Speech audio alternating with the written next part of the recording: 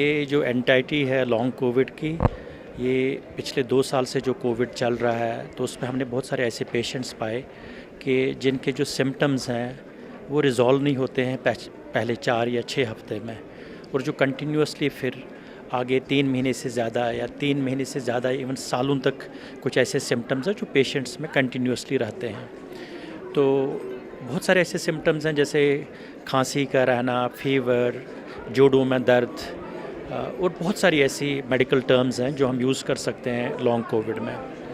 तो इसमें इम्पॉर्टेंटली ज़्यादातर वो पेशेंट्स जो एल्डरली हैं, बुज़ुर्ग हैं और जिनकी कोमॉर्बिडिटीज़ हैं, मतलब अंडरलाइंग कोई कार्डियक डिजीज़ हो, डायबिटीज़ हो, तो उन पेशेंट्स में हमने बहुत ज़्यादा देखा कि ये लॉन्ग कोविड बहुत देर तक रहता है, तो उनकी रिकवरी काफ़ी डिले हो जाती है।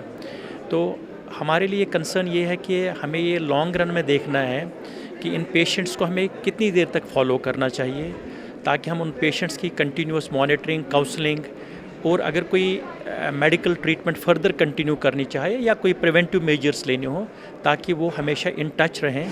ये ना सोचें कि घर जाके वो बोलेंगे कि हमारा कोविड ठीक हो गया और अंडरनीथ कॉम्प्लिकेशंस बढ़ती जा रही हों और फिर वो उनको फ्यूचर की लाइफ में मतलब कुछ प्रॉब्लम दें।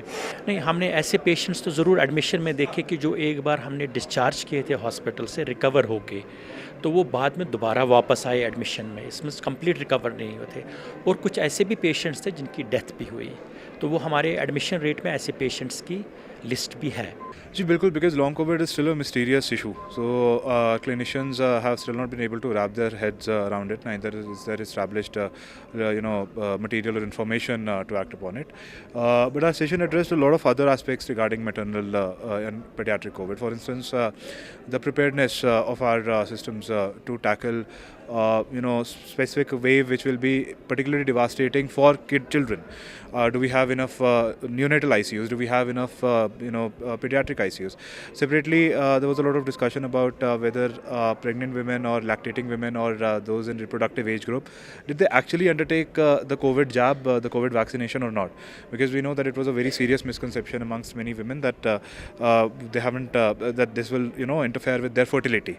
So these are those biases which we are confronting here, and everybody's ये असरात हैं कि लॉन्ग कोविड से बच्चे पे एक साइकोलॉजिकल स्ट्रेस पड़ता है, जिससे बच्चे में जहनी परेशानियां ज़्यादा होती हैं और वो बच्चा थकावट महसूस करता है, फटीग्ड होता है, इंटरेस्ट ज़्यादा नहीं होता है और परसिस्टेंट हेडेक्स, बॉडी में पेन्स और जहनी तनाव में रहता है, वो देखा गया है बच्चों में।